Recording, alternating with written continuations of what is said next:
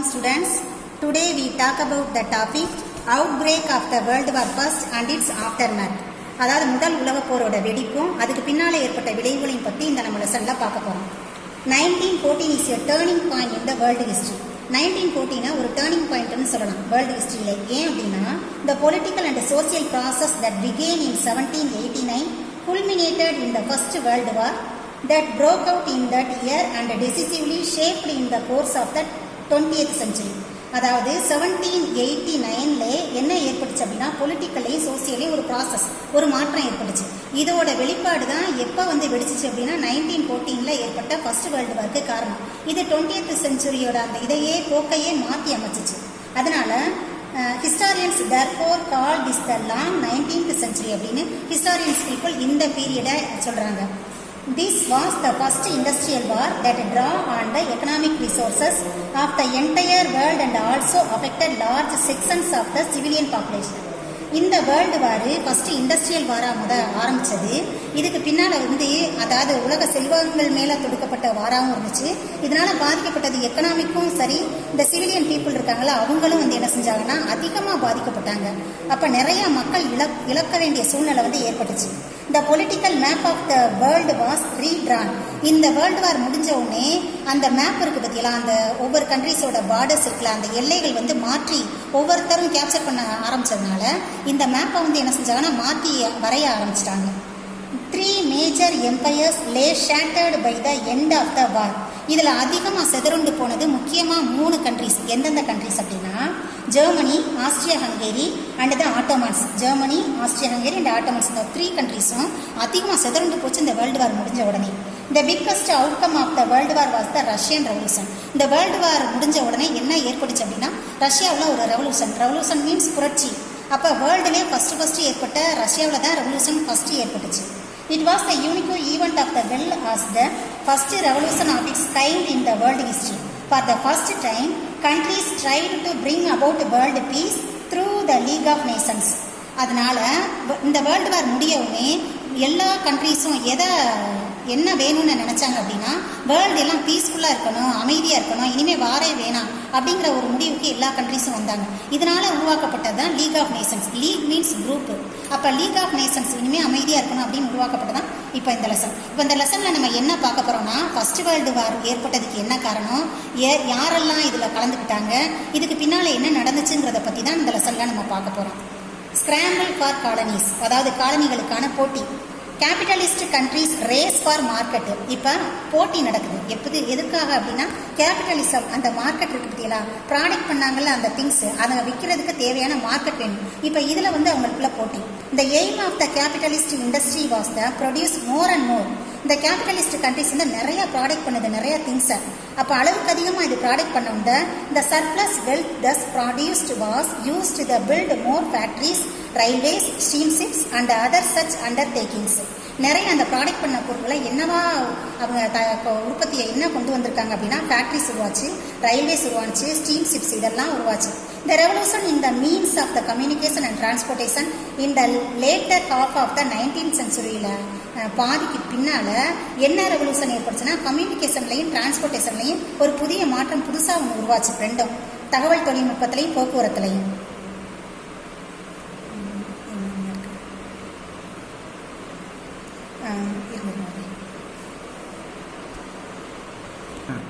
Revolution in the means of the communication and transportation in the later half of the 19th century facilitated the process of European expansion in Africa and the other places.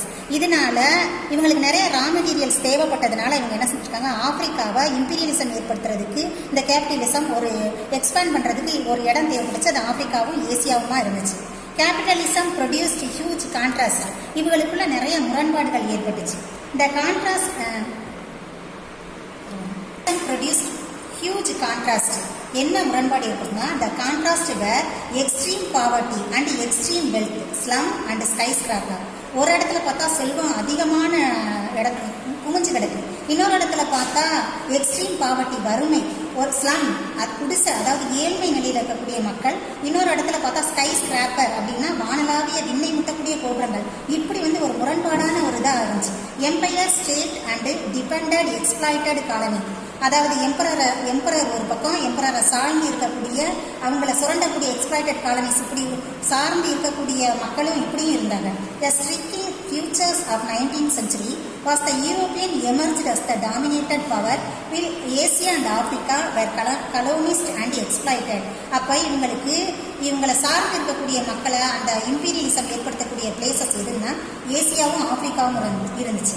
Within Europe, England held the pre-eminent positions as the world leader of capitalism.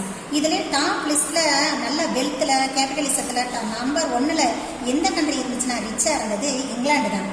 And even growing demand of markets and raw materials made the capitalist powers race around the world of expanding their empire for exploitation.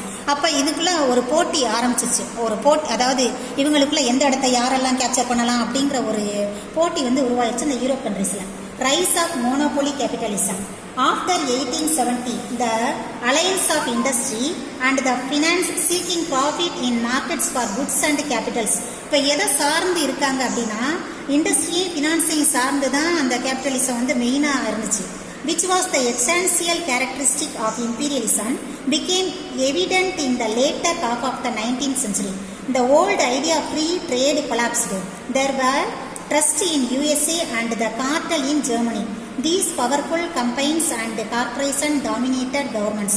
அதாவது இதுக்கு முன்னால் trade ரொம்ப ஃப்ரீயாக இருந்துச்சு, எந்தவித தடையும் இல்லாமல் ஃப்ரீயாக அவங்க பாட்டுக்கு ட்ரேட் பண்ணிட்டு இருந்தாங்க, பிஸ்னஸ் பண்ணிட்டு இருந்தாங்க. ஆனால் இப்போ எப்படி இருக்குது அப்படின்னா ஒரு கொலாப்ஸ்டு பழசு என்ன செஞ்சு ஒரு கொலாப்ஸ்டு ஆயிடுச்சு. இந்த ஓல்டு ஐடியா கொலாப்ஸ்டு எப்படி இருக்குன்னா யூஎஸ்ஏ ஒரு ட்ரஸ்ட்டும் ஜெர்மனி கார்டல் அப்படிங்கக்கூடிய ஒரு கூட்டு நிறுவனத்தை என்ன செஞ்சிருக்காங்க தன்னோட கண்ட்ரோல் வச்சிருக்காங்க. ட்ரஸ்ட் மீன்ஸ் கூட்டு நிறுவனம் என்னன்னா இவங்க ப்ராடக்ட் பண்ண அந்த பொருளோட உற்பத்தியை இவங்களுக்கு சாதகமாக அதை விற்க ஆரம்பிச்சாங்க. இவங்களுக்கு லாபம் தரக்கூடிய அளவுக்கு விற்கக்கூடியதான் ட்ரஸ்ட்டும் கார்டலும். இது யூஎஸ்ஏ ட்ரஸ்ட்டுங்கிற பேர்லையும் ஜெர்மனி கார்டல்ங்கிற பேர்லையும் இருந்துச்சு. Imperialism and it's essential characteristic. Capitalism inevitable led to imperialism. According to Lenin, imperialism is the highest stage of capitalism. Lenin சொல்றாரு கேபிட்டலிசத்தோட உச்சகட்டம் தான் இம்பீரியலிசம் அப்படின்னு சொல்றாரு. Beside being market for surplus goods, colonies served another purpose. Large scale mass produced needed vast supplies of raw materials.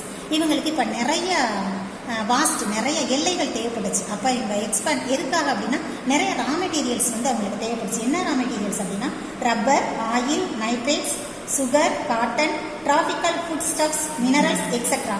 இதெல்லாம் எங்கே கிடைக்கும் அப்படின்னு பார்த்தாங்க. இந்த ரா மெட்டீரியல்ஸ்லாம் எங்கே கிடைச்சிச்சுன்னா ஏசியாவிலையும் ஆப்பிரிக்காவிலையும் நிறைய மெட்டீரியல்ஸ் கிடைச்சிச்சு. அதனால தான் இவங்க அந்த பிளேசஸை போய் கேப்சர் பண்ணுறாங்க. Which were necessary to monopoly capitalists everywhere. The needed to control the source of raw materials inevitably led to imperialism. Imperialism was not just about colonies. It became a total system, the logic of which was the total militarization and total war. இந்த ரா மெட்டீரியல்ஸ்க்காக அவங்க அந்த மக்களை அந்த போய் capture பண்ணாங்கல்ல, அந்த இடத்துல உள்ள place உள்ள மக்களை ரொம்ப கொடூரமான முறையில் அது எப்படி இருந்துச்சு அப்படின்னா மிலிட்டரைசேஷன்ஸ், அதாவது ராணுவமயமாக இதுவே போருக்கு இட்டு செல்றதுக்கு ஒரு வழியாக இருந்துச்சு. இந்த ரா மெட்டீரியல்ஸ்க்காக அவங்களை ரொம்ப கஷ்டப்படுத்தினாங்க இந்த wealth countries. Rivalry of great powers, அப்போ வல்லரசுகளுக்கான போட்டி. In the 19th century, European powers had colonized many other countries. By 1880, most of the Asian countries had been colonized. 1880ல ஏசியாவில் இருக்கக்கூடிய மோஸ்ட் பிளேசஸ் பூரா என்ன செஞ்சிருச்சு அந்த யூரோப்பியன் கண்ட்ரிஸ் கேப்சர் பண்ணிருச்சு. எதை தவிர அப்படின்னா ஒன்லி ஆப்பிரிக்கா வாஸ் லெஃப்ட், அந்த ஆப்பிரிக்காவை தவிர. The occupation divisions and colonizations of Africa took place from 1881 to 1914 வரை. அந்த பீரியடுக்குள்ள அடுத்து ஆப்பிரிக்காவை என்ன செஞ்சிருக்கு கேப்சர் பண்ண ஆரம்பிச்சாச்சு. The industrial achievements of Germany in the later half of the 19th century. எப்போ ஜெர்மனி உள்ள என்ட்ராகுது அப்படின்னா எல்லாரும் கேப்சர் பண்ணி முடிச்சுட்டு மிச்சம் கொஞ்சம் பிளேஸ் இருக்கும் பற்றியெல்லாம் அந்த பிளேசஸை மட்டும் லிட்டில் பிளேசஸை மட்டும் ஜெர்மனி என்ன செய்யுதுன்னா ஆப்பிரிக்காவில் இருக்கக்கூடிய மிச்ச பகுதிகளை கேப்சர் பண்ண ஆரம்பிச்சிச்சு. But when Germany came on the scene, an avenue of exploitation were limited as the world was largely occupied by the other imperialist powers. As there was Nowhere else to expand the imperialist powers tried to grab other possessions. After 1870, England, France, Belgium, Italy and Germany joined in the scramble for colonies. இந்த 1870ல எந்த கண்ட்ரீஸ்லாம் இதில் வந்து இந்த போட்டியில் இறங்குச்சு அப்படின்னா, இப்போ நம்ம பார்த்தோம் மத்தியில England, France, Belgium, Italy, Germany இந்த கண்ட்ரீஸ் எல்லாம் இந்த கேபிட்டலிசம் அந்த இம்பீரியலிசத்தில் போட்டியில் கலந்துக்கிட்டாங்க. Clashes amongst great powers. இப்போ வல்லரசு அந்த வெல்த் கண்ட்ரிஸ் இருக்காங்கல்ல, அவங்களுக்கிடையே எப்படி வந்து சண்டை ஏற்படுச்சு, ஃபைட் ஏற்படுச்சுங்கிறத பற்றி தான் அடுத்த பேராவில். Despite the leading the industrial growth and the control of the vast empire, England was not satisfied. Number 1 top லிஸ்ட்ல இங்கிலாந்து இருந்தாலும் அவனுக்கு திருப்தியே கிடையாது. ஏன் அப்படின்னா, England was the competition with Germany and the United states. யாரை போட்டியா நினைச்சாங்க அப்படின்னா, யுனைடெட் ஸ்டேட்ஸையும் ஜெர்மனியும் இங்கிலாந்து போட்டியா நினைக்குது. which were producing cheaper manufactured goods and thus capturing England markets. ஏன் அப்படின்னா, இந்த ரெண்டு கண்ட்ரீஸும் ரொம்ப சீப்பஸ்ட் அந்த திங்ஸை வந்து என்ன செய்யறா, சீப்பாக ரொம்ப விலை குறைச்சி வந்து என்ன செய்யறா விற்கிறதுனால மக்கள் எல்லாரும் அதையே வாங்க ஆரம்பிச்சதுனால இவங்களோட திங்ஸ் எல்லாம் அதிகமாக விற்க சேல்ஸ் ஆக ஆரம்பிச்சிருச்சு. அதனால கொஞ்சம் கொஞ்சமாக வந்து என்ன செஞ்சிட்டாங்க, national rivalry led the frequent clashes between these great powers Asia and Africa and Europe. கொஞ்ச நாள்லேயே இங்கிலாண்டோட மார்க்கெட்டையும் கேப்சர் பண்ணி இதை டாமினேட் பண்ண ஆரம்பிச்சிருச்சு யூஎஸ்ஏயும் ஜெர்மனியும். அதனால இங்கிலாந்துக்கு யார் போட்டியாக இருக்கிறா அப்படின்னா, ஜெர்மனியும் அமெரிக்காவும் போட்டியில் இருக்கு. ஏசியா, இந்த ரைஸ் ஆஃப் ஜப்பான். இப்போ ஜப்பான் ஏசியா பக்கம் வர்றோம். இப்போ இவ்வளோ நேரம் நம்ம யூரோப் பக்கம் பார்த்தோம். இப்போ வந்து ஏசியா பக்கம் ஜப்பான்ல ஒரு குட்டி country Japan. In Asia Japan during this period Meiji era from 1867 to 1912. இந்த பீரியட் வந்து மீஜி எரா அப்படின்னு சொல்லக்கூடிய ஒரு வம்சம் வந்து ஜப்பானை வந்து ஆட்சி செஞ்சுட்டு இருக்கு. Imitating western nations and become their equal in many respects. இவங்க வந்து the outlook of the rulers still remained feudal. Japan took to western education and missionaries. இவங்க வந்து ஃபியூடலாக ஆட்சி செஞ்சுட்டு இருந்தாலும் இவங்க யாரை இமிட்டேட் பண்ணுறாங்க அப்படின்னா, இங்கிலாந்து யூரோப் கண்ட்ரிஸ் வந்து எப்படி எஜுகேஷன்லையும் மிஷனரிஸ்லையும் எப்படி வந்து நல்லா, அதாவது வெஸ்டர்ன் கலாச்சாரத்தில் இருக்காங்க, அதே மாதிரி நம்ம ஃபாலோ பண்ணணும்னு நினைக்கிறாங்க. எதில் அப்படின்னா, எஜுகேஷன்லையும் மிஷனரிஸ்லையும்.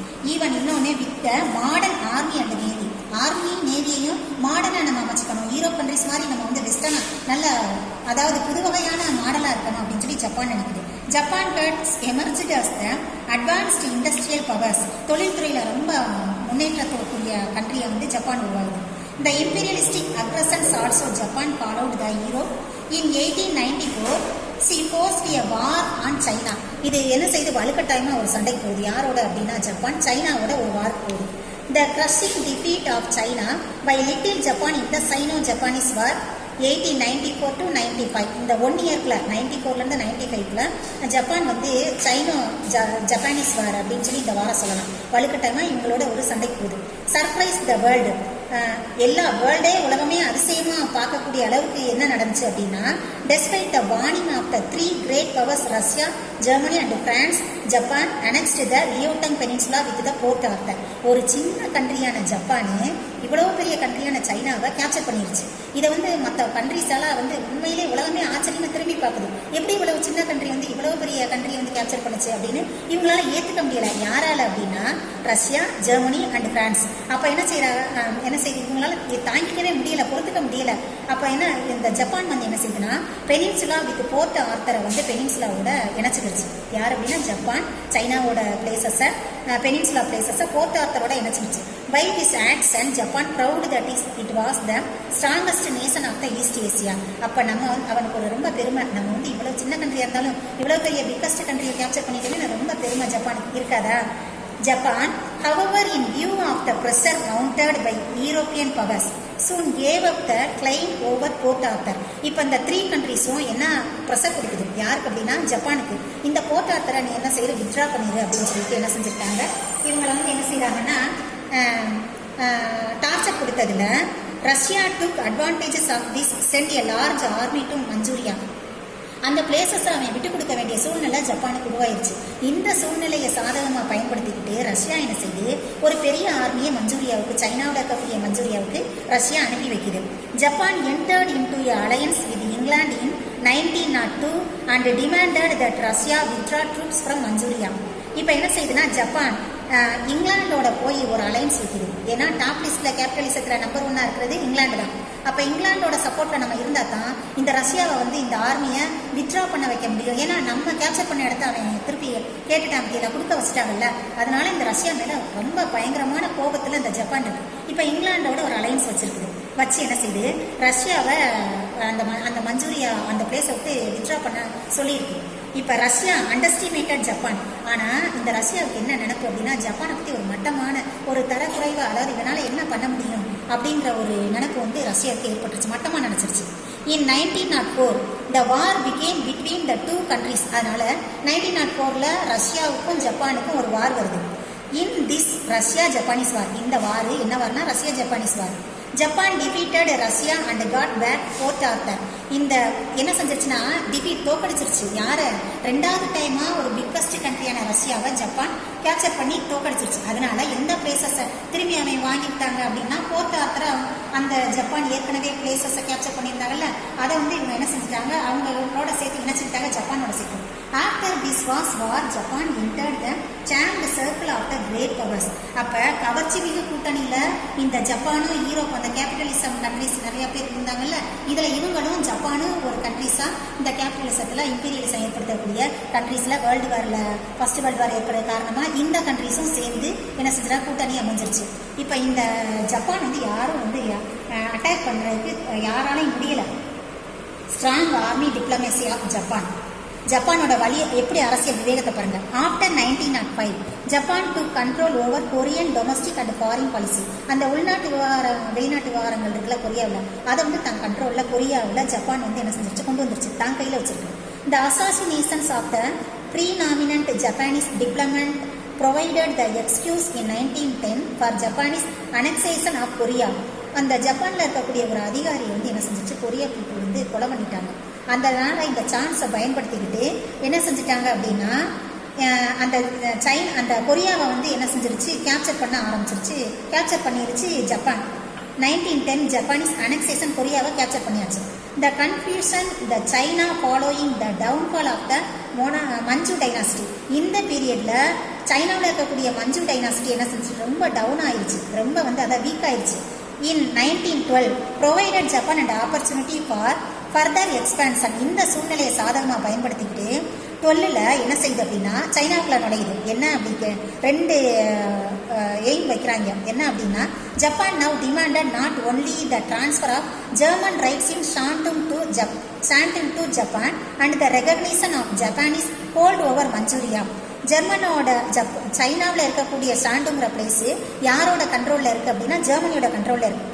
இந்த பிளேஸை வந்து எனக்கு எழுதி வைங்க அப்படின்னு ஜப்பான் வந்து என்ன செய்து கேட்குது. இது ஒரு ரீசனா? இன்னொரு reason. But appointment and Japanese advices to the Chinese கவர்மெண்ட்ல ஜப்பானோட 2 ஆஃபீஸர்ஸை வந்து அப்பாயின்மெண்ட் பண்ணணும் அப்படின்னு 2வது கோரிக்கை வைக்குது. The strong army diplomacy aroused the hostility of both China and the European powers. இதனால யாருக்கு பிடிக்காம போச்சுன்னா, சைனாவுக்கு ஜப்பானை பிடிக்கல, மற்ற யூரோப்பியன் கண்ட்ரிஸ்க்கும் ஜப்பான் மேல ரொம்ப கோபத்தில் இருக்கு. இதுவும் ஃபர்ஸ்ட் வேர்ல்டு வார் ஏற்படுறதுக்கு ஒரு காரணமா இருந்துச்சு. கலோனிசேஷன்ஸ் அண்ட் இட்ஸ் ஃபால் அவுட். இப்போ எப்படி போர் அமைக்கிறதுக்கு, காலனி எப்படி இம்பீரியல்ஸ் ஏற்படுத்தினாங்க, இந்த போர் எப்படி உருவாச்சுங்கிறத பற்றி இதில் பார்ப்போம். In 1876 barely 10% of Africa and under European rule. ஒரு 1876ல் 10% தான் ஆப்பிரிக்காவில் வந்து கேப்சர் பண்ணிருந்துச்சு யூரோப்பியன் ரூல்ஸ். ஆனால் but 1900 practically the whole of Africa was colonies. 1900ல் மொத்த ஆப்பிரிக்காவே என்ன செஞ்சிருச்சு, யூரோப் வந்து என்ன செஞ்சிருக்கு, ஆக்குபை பண்ணிருச்சு. Britain, France and Belgium got divided the continent between them, leaving a few areas of Germany and Italy. இருக்கக்கூடிய மிச்ச இடங்களை யாரெல்லாம் டிவைட் பண்ணியிருக்காங்கன்னு பார்த்தீங்களா. அதுக்கப்புறம் Britain, France, Russia and Germany also establish spheres of the influence of China. சைனாவில் இருக்கக்கூடிய பிளேசஸை பிரிட்டனும், பிரான்ஸும், ரஷ்யாவும், ஜெர்மனி என்ன செஞ்சிருக்காங்க, எக்ஸ்பேண்ட் பண்ணிக்கிட்டாங்க. ஜப்பான் என்ன பண்ணுச்சு அப்படின்னா, ஜப்பான் டுக் ஓவர் கொரியாவையும் தைவானையும் ஆக்குபை பண்ணியிருந்துச்சு. பிரான்ஸ் வந்து கன்கொயர் இந்தோ சைனாவை.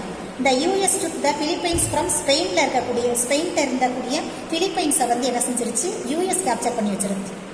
இந்த Britain and Russia agreed to partition ஈரானை யார் 2 பேரும் பங்கு போட்டுக்கிட்டாங்க அப்படின்னா, பிரிட்டனும் ரஷ்யாவும் பங்கு போட்டுக்கிட்டாங்க. இப்படி ஒவ்வொரு கண்ட்ரியும் இந்த இம்பீரியலிசம் மூலம் ரா மெட்டீரியல்ஸ் கிடைக்கணுங்கிறதுக்காக தன்னோட தேவைக்காக ஒவ்வொரு கண்ட்ரிஸையும் வந்து என்ன செஞ்சுட்டாங்க, தன்னோட இஷ்டத்துக்கு ஒவ்வொரு இடமா பிரிச்சுக்கிட்டாங்க. The first European attempts to carve out colonies in Africa resulted in bloody battles. ஆரம்பத்தில் இவங்க பிரிக்கிறப்ப ஏற்பட்ட கலவரம் எப்படி இருந்துச்சு அப்படின்னா ஒரு ரத்த கலரியாவே ஏற்பட்டுச்சு. பங்கு போட்டு இந்த பிரிச்சுக்கிட்டதுல அந்த பிளேசஸ் அதான் bloody battles, ரத்த கலரி. The French had to fight a long, bitter war to conquer Algeria and Senegal. இந்த அல்ஜீரியாவையும் செனகலையும் பிரான்ஸ் வந்து ஒரு ரொம்ப நெடிய போராட்டத்துக்கு பின்னால தான் இந்த ரெண்டு பிளேசஸையும் கேப்சர் பண்ண முடிஞ்சிச்சு பிரான்ஸால. The British lost to the Zulus. British வந்து எதில் யார்கிட்ட தோத்து போச்சுன்னா ஜூலுஸ்ட வந்து 1879 தோத்து போயிட்டாங்க. அண்ட் த ஜூடான்ஸ் ஆர்மி 1884 அவங்க வந்து என்ன செஞ்சுட்டாங்க, தோத்து போயிட்டாங்க. யாரு? பிரிட்டிஷ். ரெண்டு இடத்துல. The Italian army suffered a devastating defeat under the hands of the Ethiopian army at Adwa. இந்த அடோவா போர்க்களத்தில் எத்தியோப்பியாட்ட இட்டாலி வந்து என்ன செஞ்சிச்சு, தோத்து போச்சு. ஆனால் முதல்ல மொத்தத்தில் வின் பண்ணது யாரு தான் அப்படின்னா யூரோப் கண்ட்ரிஸ் தான் எல்லாத்துலையும் இந்த ஃபர்ஸ்ட் வேர்ல்டு வாரில் வின் பண்ணது. Thank you students. Students, first page number 1ல ஃபர்ஸ்ட் பேராவில் last 3 line Russian revolution and the formation of an international peace organisation namely the League of Nations mark. Next page number 2 Asia the rise of the Japan அந்த side ஹெட்டிங்கில் last line in 1894 the forced a war on China. China.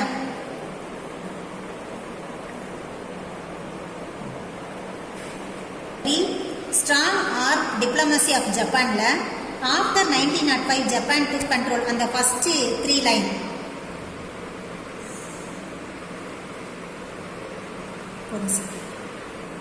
These lines important of the important places. அதனால next கிளாஸ்ல இதை பார்த்துக்கங்க. Thank you.